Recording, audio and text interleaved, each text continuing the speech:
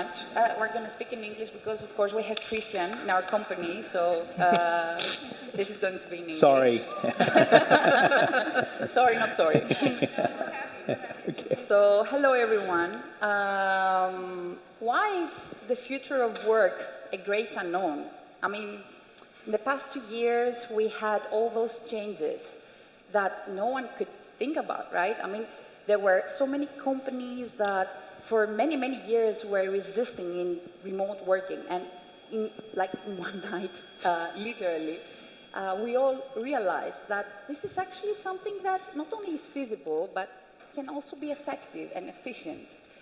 And now we have people like Alex, actually, that live in Athens and can work for companies from anywhere in the world. So,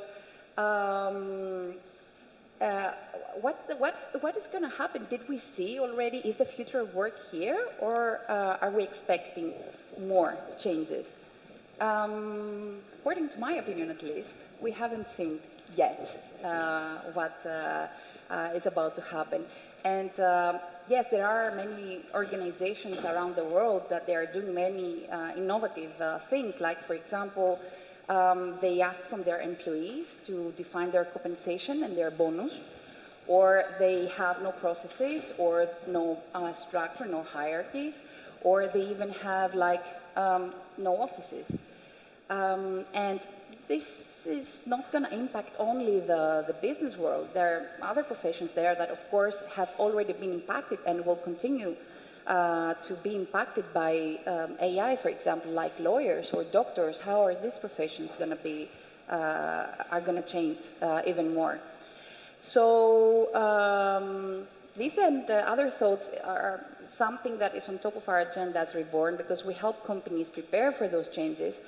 And today, I could not think of a better set of people to discuss this. So thank you very, very much for being here today. Thank you. Let's start. I would start with the obvious question. So, yeah, we were working remotely for 2 years, and now we're going back to normal, what in quotes, of course, normal. So, is remote here to stay? Or are we going to need to go back to the office? Are we going to miss this personal contact? Or is hybrid maybe the fine balance that work best? Alex, what do you think about it? All right, so $1 million question, right? Yeah. But let's think of what really is the real question behind it, which is talent. So in order to answer it, the real question is, what does current talent need? What do we want? Where do we see ourselves moving forward in the future? And I think one of the greatest quick experiments that we can do is just, ask here, how many of you, assuming that your profession does not require that you are on the spot, for example, flying a plane or doing an operation, right? Who from you have a profession that could be done also remotely or hybrid? If we could see some hands, right? So we already see that it's majority. Okay. And now, out of you, how many would you want to have the choice of being remote, completely, working from wherever you want, or hybrid, office, or how many of you would you prefer that? Okay, see again, the majority. And now one last question, which is, if your employer came and said, you're gonna have to come back to the office 5 days a week from, I don't know, in the morning till, I don't know, how happy would you be? So who would want that? Please raise your hands. No one. That's clear. I can't see any hands, right? And I think this just answers our question. So the key word behind it is giving flexibility. And if we manage that, then that's really the future of work. Now, the other real question is, how can we get there? How can we create flexibility and give back what talent wants? And of all of you who raised the hands, 3 basic things. Setting up the basics. For example, do we have internet at home? Does Zoom work? Do we have the right tools to communicate? So let's say this is checked. Then the other question is, do we have the ways of working set? Do we have a culture? Do we have a way to evaluate and measure the work of our people, and also the right ways and frameworks to change that if that's not working? Many companies do, many companies don't. I would say that independently of whether we are remote or not, this needs anyway to be fixed. And then the real challenge and the roadblock to flexibility is mindset. So either, and the mindset changes in two ways. You either force it, for example, you lose a lot of talent, people resign, they go to another company that can offer them what they are looking for, and that hurts, and you don't want to be reactive, or you're actually looking at the trends and you're able to say, most probably I have to adapt to remote, I have to adapt to hybrid ways of working, otherwise it's not going to work out. And that's a hurdle that I have been seeing in many companies, which is they don't want to let go of control, of trusting people, of just making it happen, working from wherever you want and enjoying it. So I think that's the future of work. Definitely remote and hybrid. Yeah. And if not, I would say that companies will be losing a lot of talent. Yeah. But let's say that we are operating in this, let's say, hybrid. So we go, I assume, back to the office when we need to collaborate, and we stay hopefully home when we need to focus, or because it doesn't really make sense to go to the office and be in front of a screen, right? To have your Zoom calls just being in the office. But let's say that we tackle this and we do it right. Christian, is the office, the way it is designed, or the workspace in general, is it like the proper one? Well, I'm going to zoom back a little and say, this is something that has been a long time coming. COVID just woke us up to what was inevitable. Exactly. That if you're a knowledge worker, you should be treated like a knowledge worker and not like a wage earner who's sitting on the assembly line. So the mistake we've made is that we've equated being on the assembly line and being there, FaceTime as they call it, which is now an app, but FaceTime is more important than actually what you accomplish. Yeah. And that was the old way of thinking. So when your company treats its employees like children who need to be supervised, you can't do that to knowledge workers. And what was actually happening, people would go to work, but there was only some 20% engagement with employees. So the people who went to work weren't really engaged. They were just there in person, but maybe not mentally there. And this is a fact. I mean, they've done all kinds of surveys, showing that only 20% of the employee workforce is actually engaged at work each day. So being at work or not being at work, I mean, would you rather have an employee who's engaged at home or somebody who's zombified sitting at work? So, Yeah, you're absolutely right. But what about the workspace, though? Let's say that this knowledge worker goes to the office. Okay, so another thing, a knowledge work, why do you go, so think about your friends. Are you virtual friends? No. If you're real friends, eventually you guys want to meet. All your friends want to hang out. One of the biggest problems with COVID is that we couldn't hang out, right? We couldn't hang out with each other. So if you actually had a workplace that was properly designed with the right kinds of people in your team, you would want to go to work. How does this look like? Okay, so I'll give you an example. At Xerox Park, after they messed up on the interface for the Windows, there was a guy named John Seeley Brown who was the head of Xerox Park. Okay. And what he said is he wanted the workplace to be a place that people would come in, learn new things every day, and interact in ways that would change their lives, not just what they were doing. So he created a team sort of space where you would have anthropologists, artists, and this is a digital company, this is Xerox, right, Park, scientists, and so there was this blend of people that every day was a new experience. So people went into work because it wasn't just work anymore. And this is the problem. How do you take work and make it meaningful? So this is an even older problem. It's not about digital or not digital. It's just how do you make work meaningful and where you're and this is the challenge for knowledge work. So it depends on the managers. The managers can't be saying, do this, do that, because they don't know what to do. It's just you have to create the environment that brings people together.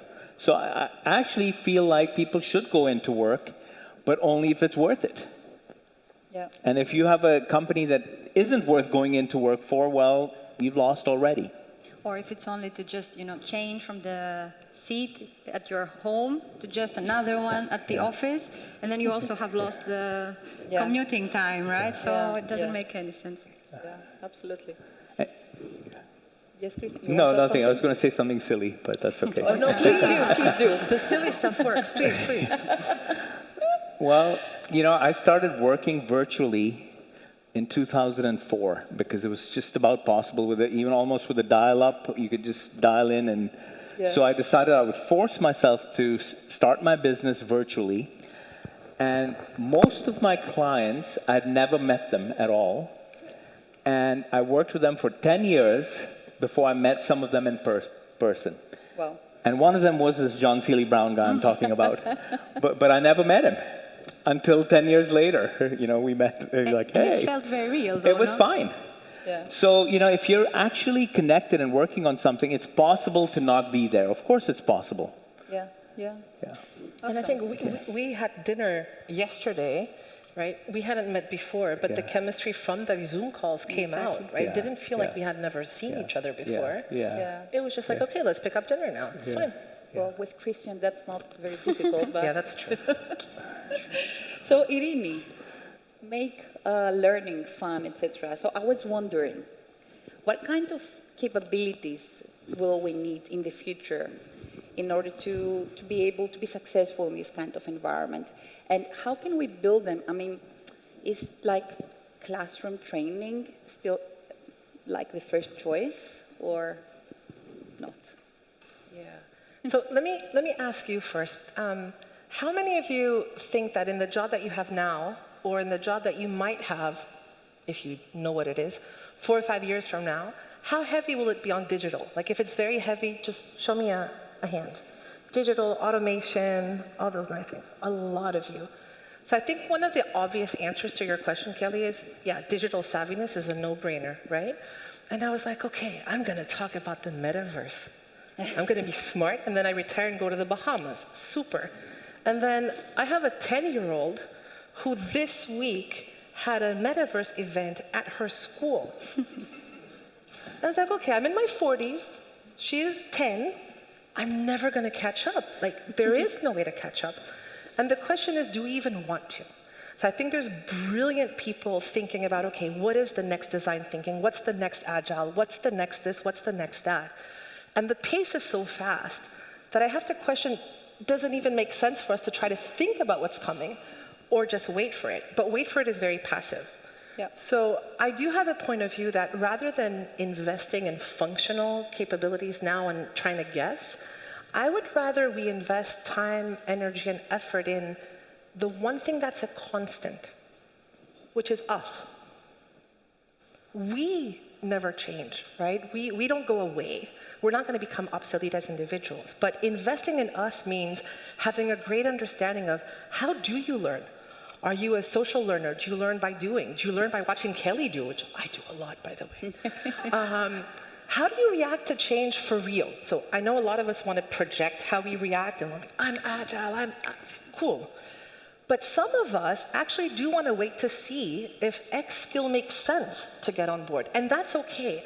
But that awareness of what we have is important. And I think the third one, which to me is sometimes a bit more sensitive when we talk about capabilities for the future, is how do you rebound from failure? And any new skill, I mean, we're recorded, right? It's fine. We're going to suck at stuff that's new. And it's okay. The question is, how do we rebound?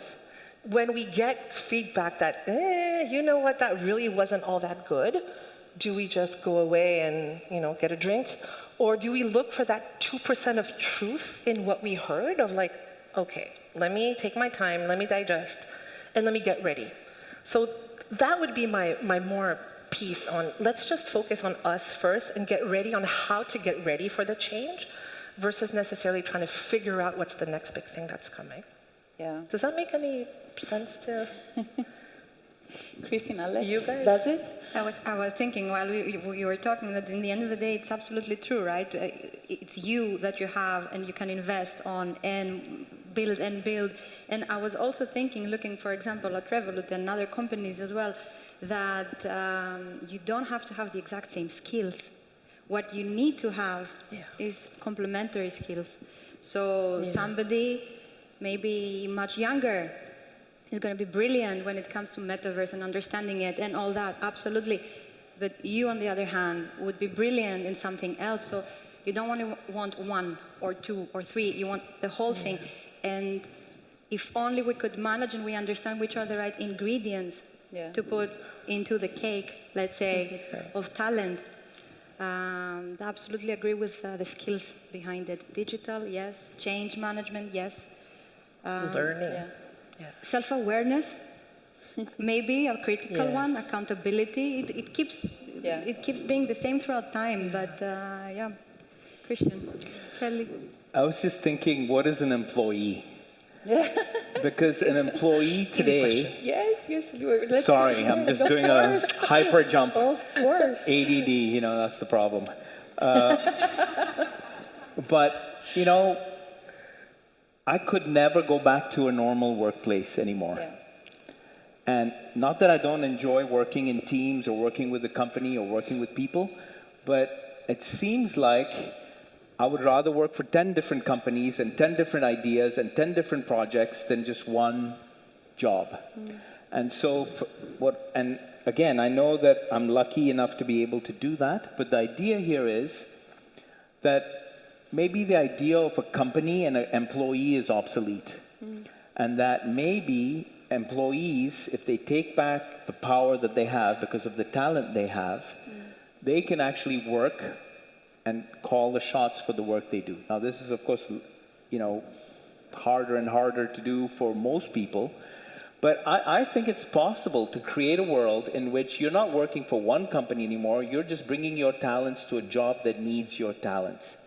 So I can work for this company today and that company tomorrow, and it just doesn't matter. So you can see that kind of happening.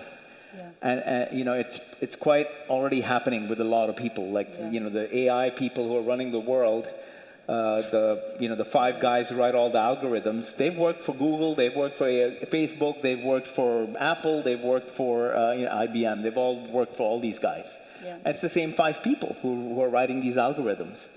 So my question is, what happens to everybody else?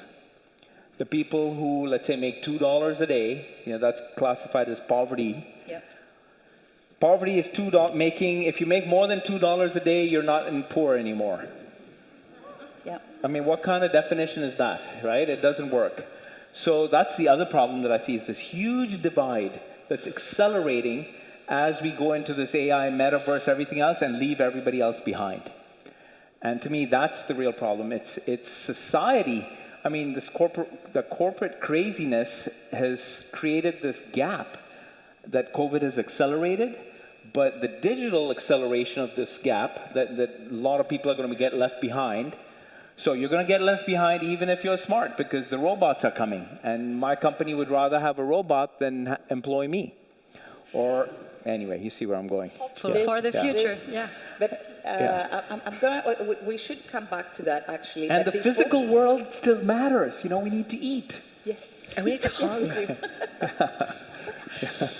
But before we go to robots, I want to circle back a little bit to something you said that is really interesting. I mean, I really understand what you said. I mean, there are for sure many people that would prefer and have the choice now to work not as like full-time employees, but in different companies and different projects. What if I'm not this kind of person? I'm risk-averse and I would like to work for Revolut, for Coca-Cola. Do I have this choice within a corporate organization to have this kind of experience without having to sacrifice, let's say, my monthly paycheck and my stability? Stability in quotes, always. So that kind of employee actually exists in the corporation, and you'll see them because they'll work in many different projects. And that happens all the time. These guys who are super clever, who are really the guys who get things done, they end up, oh, this project needs help, bring those guys. Yeah. It is a matter of credibility, Yeah. that's true. You do have a couple of people that you can rely on, but now the real question is how can you change that, right? You don't want to be only reliant on 3, 4, 5 people, but you want to be giving freedom to everybody to do something and have the choice that you mentioned, having choice and variety. Yeah. Some people want that, some people don't. They want expertise. You know, I don't want to work for, not me personally, but I don't want to work for many different projects. I want to be great at this, for example, product design and so many other things I can think of. The real question behind it is, can you offer both? Can you offer that track and the other track at the same time? Is the future of work something that can include, I mean, this kind of a non-functional, non-payroll, but... Yeah, so if you want to come work for Coke, Kelly, we can make it happen in that sense. I'm fine at Reborn, and I can... George, don't get offended wherever you are. Look, I love what you said, and the reality is I think experimentation is the key word. So we are experimenting with a few things. We actually have someone on our team who is employed by us and who's also working for a gaming company 1 day a week. I think I don't remember how much it is. So does it work? Can it work? We also are experimenting with a portion of our marketeers that we are moving to a project-based organization. But what does that mean? Like we come from, you know, X amount of years of, this is my role, I have a boss, my boss knows what I'm doing, and I'll stay here for 2-3 years. Then we come and we're like, let's accelerate your growth. Let's do projects. Every 3-4 months you change. There's a learning curve as well in that. So I think experimentation is really where we have to figure out, do they want it? Does it work? And can you make your promise be real? Because we can say, I'll give you the choice. Maybe not everyone wants it indeed. So that's the secret for me. And if you add on that one, the mindset change that an employer has to go through. So in order for you to allow your people to work for different employers, in the beginning there is a bit of a, does that mean that they will share my secrets? Of course not, but there is a lot of resistance behind sharing resources. Yeah. The problem is always management. And not the employee. True. But it's true. It's bad design. Yeah. Tell us about this design. How could it be different, so Christian? I'm saying let's go back to the Middle Ages with apprentice and guilds. Okay. Where you have experts in a company surrounded by kids who are learning. And this expert, there's like say 4 or 5 levels of, you know, expertness. And you have the super expert who's global expert. But then they've got teams, and around those teams you have these young kids who are learning from the experts. So it's really an apprenticeship model, which actually works better than any other kind of learning because you're learning by doing. Yeah. And that's the thing that most companies just don't get because, you know, we're too focused on, you know, spreadsheet management. And Kelly asked a question earlier. You said, is classroom training dead? Which I think is a very sensitive topic for a lot of people. I do think that the classic cohort-driven, let's take 200 people and massively train them, is going away to be replaced by learning on the job, and then classroom training when you need it, if you need it, in the format you need it, and based on your type of learning. Yeah. We're not going to all learn the same, right? So why force us to just go through the entire it path? also assumes that you're not managing with fear.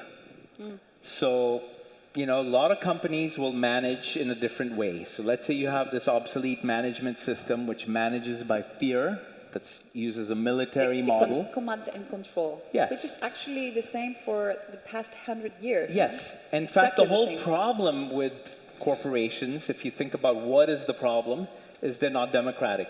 So we said, hey, democracy in our country, great. Even that we're loosey, kind of shaky on. But our companies have never been democracies. They've always been dictatorships. So what happens when you use the sort of structure and the operating system of a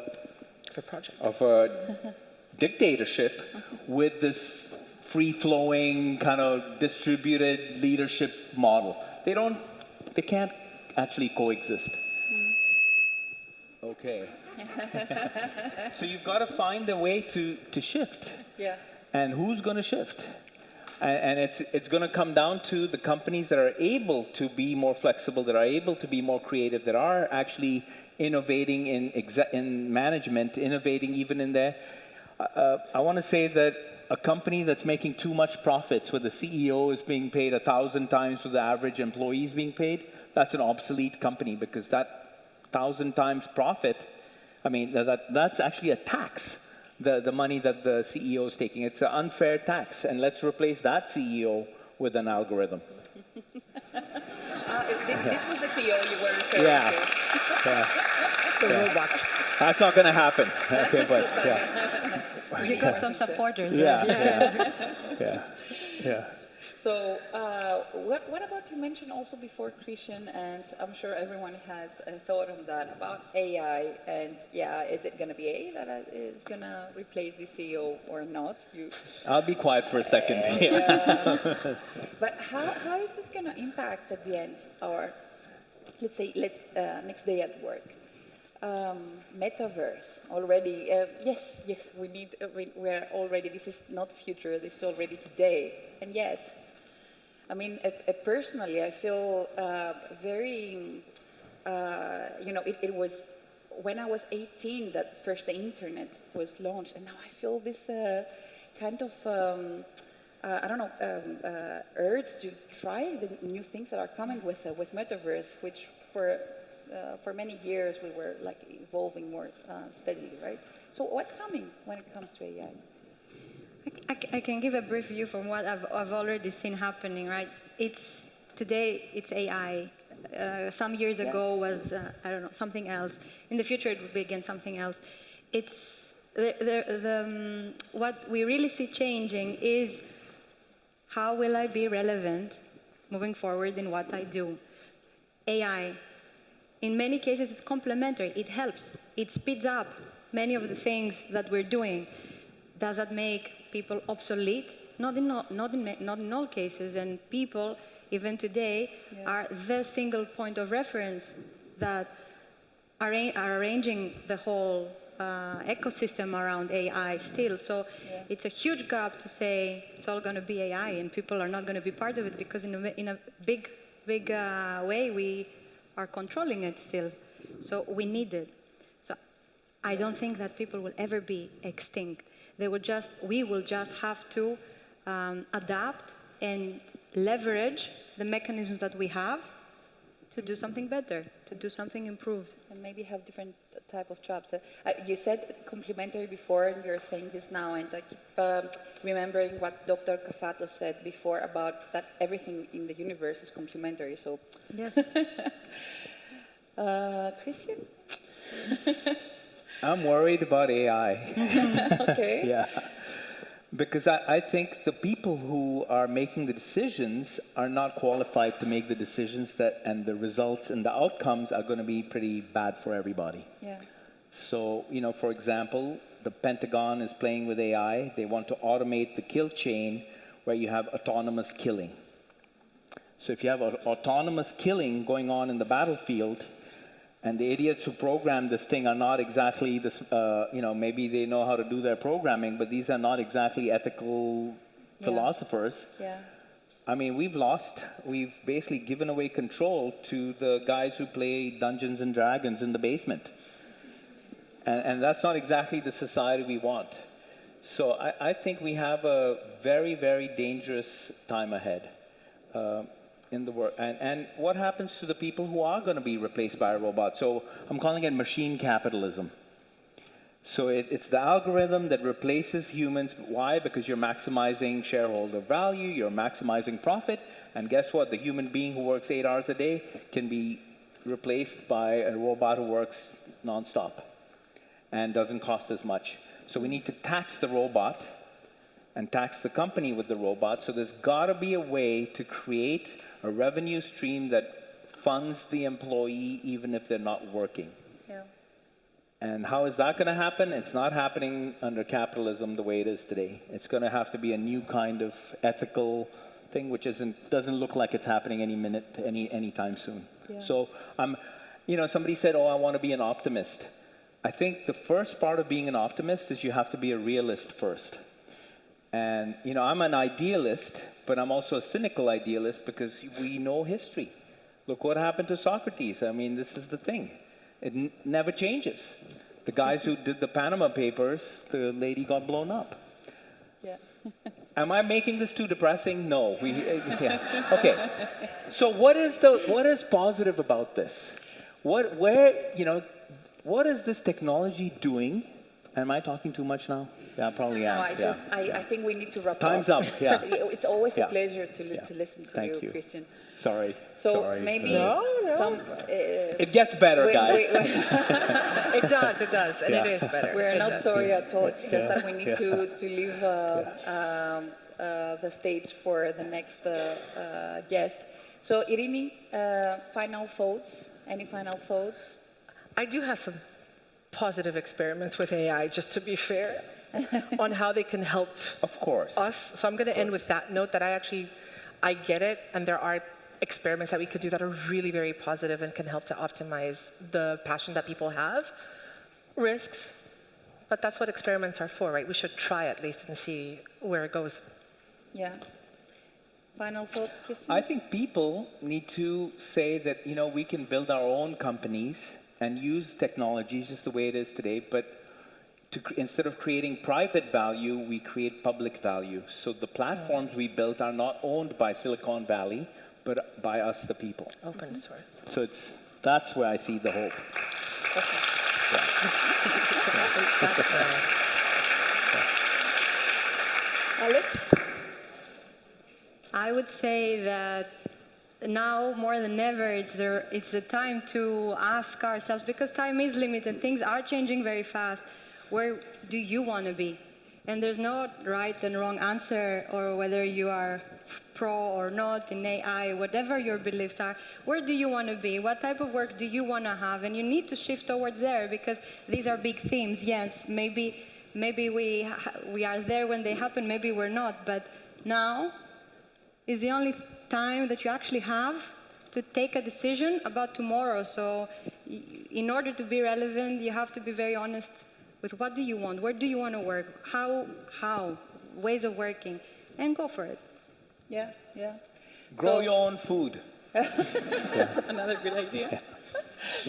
So I guess the future of work will remain a little bit unknown. These are my final thoughts, and that's okay, I guess. That's okay because there are things that we can control, like the way that we learn, or how and in what organization, what type of jobs we have, or how we choose to work, and what to do with all those opportunities, and how to use technology that is changing. So thank you very, very much for this discussion. It could never be a 30-minute discussion, for sure. But thanks for all the ideas that you shared, guys. Thank you. Thank you. Thank you.